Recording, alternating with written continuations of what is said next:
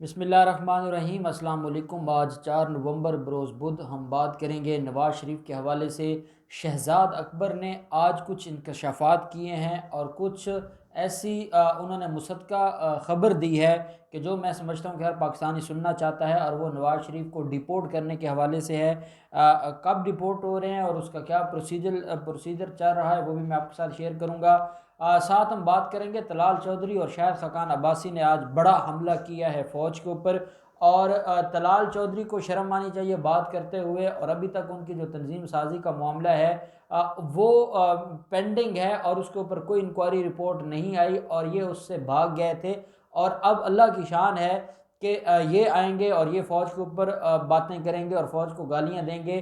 तो मैं समझता हूँ कि इसकी जितनी मजम्मत की जाए वो कम है। ऐसे लोगों के ख़िलाफ़ बड़ी कार्रवाई होनी चाहिए, और उन्होंने जो आज बात की है ये इन्हीं बातों की वजह से आज भी 15 लीगी रहनुमाओं ने पार्टी बयानिए से बगावत कर दी है।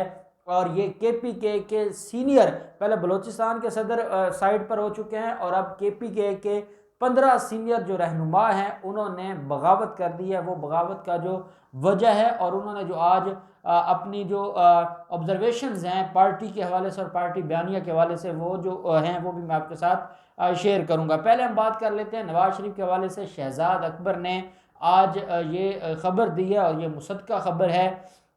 नवाज शरीफ को के हवाले से जो वजारत ख़ारजा ने ख़त लिखा था, जो बरतानिया की वजारत दाखिला है उसको, और बरतानवी वजारत दाखिला ने अब उसका जवाब दिया है, और बरतानवी वजारत दाखिला ने इस बात की तस्दीक की है कि वो नवाज शरीफ को डिपोर्ट करने के हवाले से जो कार्रवाई है उन्होंने शुरू कर दी है, और नवाज शरीफ का क़याम अब लंदन में मुश्किल में पड़ गया है। और ये भी हो सकता है, मैंने आपको कुछ दिन पहले बताया था कि नवाज शरीफ लंदन से भागने की तैयारियां भी कर रहे हैं। नवाज शरीफ किसी और मुल्क में पनाह लेने की कोशिश भी कर रहे हैं, और उनके राब्ते भी चल रहे हैं, बड़े क्लोज राब्ते उनके दोबारा जिद्दा से हो रहे हैं। और जो अमेरिका है, क्योंकि अमेरिकन इलेक्शन था, इस वजह से डोनाल्ड ट्रंप ने उनकी बात नहीं सुनी या उनको रिलीफ नहीं दिया। लेकिन जैसे ये इलेक्शन आज कंप्लीट हो गया है और रिजल्ट आएगा, और उसके बाद जो भी सदर आता है, चाहे रिपब्लिकन का आ जाए चाहे डेमोक्रेटिक प्रेसिडेंट आ जाए, तो नवाज शरीफ उनके साथ भी रब्ता करके अपने मामलात को बेहतर करने की कोशिश करेंगे। लेकिन यह हकीकत है कि जब बरतानवी हुकाम ने यह कह दिया है कि नवाज शरीफ को डिपोर्ट किया जाएगा, तो नवाज शरीफ ये कोई पाकिस्तान नहीं है कि वो रात को यहाँ से भाग जाएंगे और किसी को पता नहीं चलेगा। वो बरतानिया है, और बरतानिया से एक मुल्क से दूसरे मुल्क जाने के लिए भी नवाज शरीफ को सारी फॉर्मेलिटीज़ पूरी करनी पड़ेंगी, क्योंकि नवाज शरीफ के पास जो डॉक्यूमेंट्स हैं वो भी सारे चेक होने हैं, और नवाज शरीफ इजाज़त से ही जा सकते हैं। इसलिए नवाज शरीफ का अब वापस आना ठहर चुका है, और नवाज शरीफ का अब लंदन में, और लंदन में क्या, नवाज शरीफ अगर डिपोर्ट हो जाते हैं और पाकिस्तान आ जाते हैं और यहाँ वो जेलों में बंद कर दिए जाते हैं, या अगर नवाज शरीफ किसी और मुल्क में चले जाते हैं, लंदन से भाग जाते हैं, तो फिर भी नवाज शरीफ को इतना बड़ा खसारा है कि नवाज शरीफ की सारा जो काला धन है, नवाज शरीफ की जो प्रॉपर्टी है, नवाज शरीफ ने जो कुछ चुराया है, जो डाका डाला है रियासती ख़जाने पर, वो सारे का सारा लंदन में पड़ा है, और लंदन में वो जायदादें हैं, और उन जायदादों से उनको हाथ धोना पड़ेगा। अगर बरतानिया डिपोर्ट करना चाहता है, नवाज शरीफ किसी और मुल्क में चला जाता है, तो नवाज शरीफ के खिलाफ बड़ी कार्रवाई होगी। और अगर बरतानिया राजी हो गया है, शहजाद अकबर ने 6 से 7 केसेस बताए हैं ऐसे कि जब पाकिस्तान में ज़रूरत थी और वो पाकिस्तान को रिकॉर्ड थे मुलजिम, और पाकिस्तान ने एक्स्ट्राडिशन के कानून के तहत बरतानिया को जब ख़त लिखा या बरतानिया से जब गुजारिश की, तो बरतानिया ने 5 से 6 मौके पर उन मुजरमों को वापस किया है। और ये उन लोगों के लिए पैगाम है जो ये कहते हैं कि क्योंकि बरतानिया के साथ हमारा एक्स्ट्रेडिशन का कोई मुआहदा नहीं है, कोई ट्रीटी नहीं है, तो इस बुनियाद पर नवाज शरीफ वापस नहीं आएंगे। तो मैंने आपको बताया था कि इंटरनेशनल लॉ का प्रिंसिपल है एक्स्ट्रेडिशन, और क्योंकि हम भी यूनाइटेड नेशन के मेंबर हैं, बरतानिया भी यूनाइटेड नेशन का मेंबर है, बतौर मेंबर ऑफ इंटरनेशनल कम्युनिटी हम भी रिस्पॉन्सिबल हैं और वो भी रिस्पॉन्सिबल हैं। और उनको, और फिर जो बरतानिया के साथ इमरान खान के रिलेशन है, और इमरान खान ने जो ज़ाती तौर पर इन मामलात को देखना शुरू किया है, तो बरतानिया ने इसके ऊपर सोचना शुरू कर दिया है कि नवाज शरीफ को डिपोर्ट किया जाए।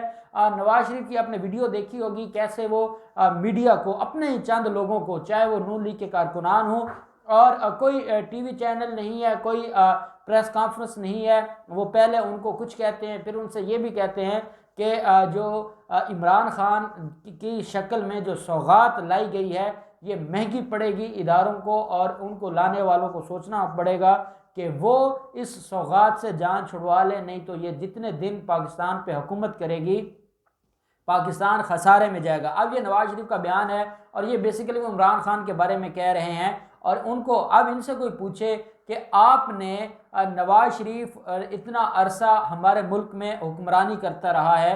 अभी तलाल चौधरी थोड़ी देर पहले एक प्रोग्राम में कह रहे थे कि नवाज पहले 4 मार्शल लॉ आए हैं, उसके बाद मुशर्रफ दौर आया है, मुशर्रफ दौर के बाद अब इमरान खान का जो दौर है, तो ये सारे के सारे वो हैं जिनको कोई पूछता नहीं है। तलाल चौधरी कहते हैं पहले वर्दी वालों को पूछें फिर हमारी करप्शन का पूछें। अब इनसे कोई पूछे कि भाई 4 मार्शल लॉ जो आए उनमें से एक मार्शल लॉ को तो आपने कंधा दिया था, आपने आखिरी दम तक उसका साथ दिया था, और वो मार्शल लॉ था जनरल ज़िया-उल हक का मार्शल लॉ, और आप उसी मार्शल लॉ की तो पैदावार है। जब आप उस मार्शल लॉ की पैदावार हैं तो आप कैसे उस मार्शल लॉ को बुरा भला कह सकते हैं जिसने आपको, जो आपको सियासत में लेके आए, जो आप जैसे नलायकों को जो एक दुकान चलाने के काबिल नहीं थे उनको वजीर आला पंजाब बना दिया था। तो वो आप शुक्र अदा करें उन लोगों का जिन लोगों ने आपको लेके आए थे, और फिर आज मुशर्रफ के ऊपर तो आप बड़ी बातें करते हैं। आप मुशर्रफ का भी शुक्रिया अदा करें कि आपको उन्होंने जिद्दा भेज दिया था और आपके साथ फिर NRO हुआ और फिर मिसाक जमहूरियत हुआ। अगर वो आपका एहतसाब करते तो आज आप मुल्क से बाहर बैठकर इस तरह पाकिस्तान के ऊपर हमले ना कर रहे होते और पाकिस्तान के ऊपर आप ऐसी बातें ना करते, क्योंकि आपको उस वक्त छोड़ दिया गया था। और मैं एक क्लिप सुन रहा था डॉक्टर तहरुल कादरी का, तो उसमें उन्होंने बड़ी प्यारी बात की है कि नवाज शरीफ ने सारे इदारों को, वो कहते हैं कि नवाज शरीफ ने सारे इदारों को अपने कब्जे में ले लिया। ये पुरानी बात है मेरे ख्याल में, जो वो क्लिप था 2-3 साल पुराना था, तो उसमें वो कहते हैं कि नवाज शरीफ ने सारे इदारों को अपने कब्जे में ले लिया है सिवाय पाक फौज के। और अब नवाज शरीफ की ये ख्वाहिश है कि पाक फौज को भी वो पंजाब पुलिस बना दे, और वो ये ख्वाहिश पूरी करने के लिए अपने आखिरी टेन्योर में पूरी कोशिश उन्होंने की है। और ये बात आज हमें समझ आती है कि ये तो हकीकत पर मबनी बात है। उसकी वजह यह है कि नवाज शरीफ को अब तकलीफ क्या है। नवाज शरीफ कहते हैं इमरान खान भी कोई चीज़ नहीं है, नवाज शरीफ को सुप्रीम कोर्ट से भी कोई प्रॉब्लम नहीं है, नवाज शरीफ को प्रॉब्लम है तो पाक फौज से प्रॉब्लम है। उसकी वजह यह है कि पाक फौज पंजाब पुलिस नहीं बनी। अगर पाक फौज पंजाब पुलिस बन जाती तो फिर तो ये खुश थे और इनके बड़े अच्छे मामला चलते आ रहे थे, और ये खुशामद भी बड़ी अच्छे तरीके से कर लेते हैं, ये पाँव दबाना भी जानते हैं, ये झुकना भी जानते हैं, ये गिरना भी जानते हैं, सारी चीज़ें तो ये करते आए हैं। क्योंकि अब जो पाक फौज की क़यादत है वो मुशर्रफ या ज़िया-उल हक वाली क़यादत नहीं है, और उन्होंने ठान ली है कि हमने जो माजी में हमसे गलतियां होती रहीं, जैसे सियासतदानों हमारे जजेस और इदारों से गलतियां होती रहीं,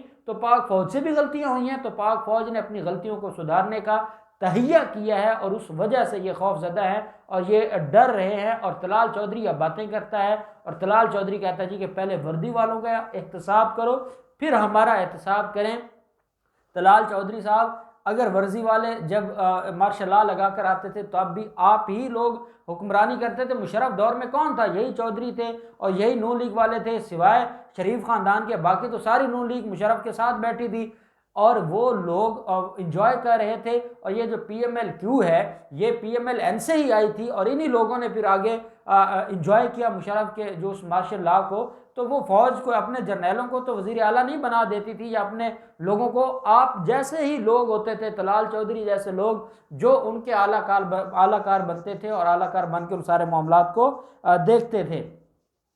अब दूसरी तरफ हम देखते हैं शाहिद खाकान अब्बासी ने एक और आज इल्ज़ाम लगाया है, और वो ये कहते हैं कि जो गिलगित बल्तिस्तान का इलेक्शन है वहाँ पर एजेंसियाँ, वर्ड उन्होंने यूज़ किया है कि एजेंसियाँ इस वक्त वहाँ पर वोट खरीदने में मुलव्वस हैं, एजेंसियां वोट खरीद रही हैं, एजेंसियां वहाँ पर इलेक्शन को मैनेज कर रही हैं, और एजेंसियां इस वक्त वहाँ पर जो इलेक्शन है उसको उसमें धांधली में मुलव्वस हैं।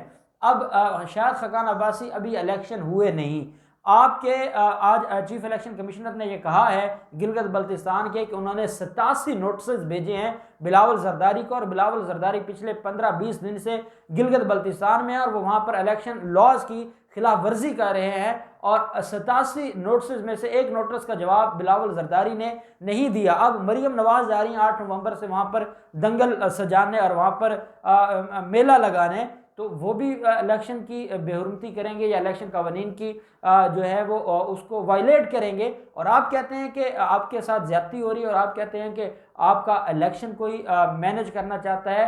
क्योंकि आपको हार नज़र आ रही है इसलिए आपने पहले ही इलेक्शन से एक हफ्ता पहले ही आपने धांधली के इल्ज़ामात लगाना शुरू कर दिए हैं। और यही आपकी हरकतें और बयानिया है कि आज भी KPK के सीनियर वाइस प्रेसिडेंट PMLN के उन्होंने मीटिंग की है, उसके बाद उन्होंने प्रेस कॉन्फ्रेंस की है, उनके साथ वाइस प्रेसिडेंट PML सूबा खैबर पख्तूनख्वा भी थे और 15 सीनियर लीगी रहनुमा जिन लोगों ने आंख मुस्लिम लीग में खोली थी और जो लोग पैदाइशी तौर पर मुस्लिम लीगी थे, आज वो आपके खिलाफ बगावत कर गए हैं। और आज उन्होंने ये कहा है कि जो ये बयानिया है या ये बयानिया इनको तब्दील करना पड़ेगा या जमात बचानी होगी। और अगर ये बयानिया रहता है तो हम नून लीग से अलग हो जाएंगे। और हमने जो सारी ज़िंदगी नून लीग तो बेसिकली बाद में बनी है, मुस्लिम लीग जो एक कंसेप्ट था और एक सियासी जमात के तौर पर वो आई थी, तो मुस्लिम लीग के बारे में उन्होंने कहा कि हम इससे रास्ते जुदा कर लेंगे। और ये नवाज शरीफ को पढ़ लेना चाहिए। जो अल्ताफ़ हुसैन का हाल है और इस वक्त वो भीख मांगने पर मजबूर है, वो भी बड़ी गालियां दिया करता था और फौज को धमकियां लगाया करता था, आज वो ख़त लिख के भीख मांग रहा है। और आपके ऊपर भी वही वक्त आने वाला है। अगर उनके खिलाफ वहाँ पर कार्रवाई हो सकती है अल्ताफ़ हुसैन के, तो आपके खिलाफ भी कार्रवाई होगी और आप बहुत जल्द पाकिस्तान की जेलों में होंगे। और ये वक्त अब बहुत करीब आ गया है। अल्लाह पाक पाकिस्तान कामयाब नासिर हो। बहुत शुक्रिया। अल्लाह हाफिज़। पाकिस्तान जिंदाबाद।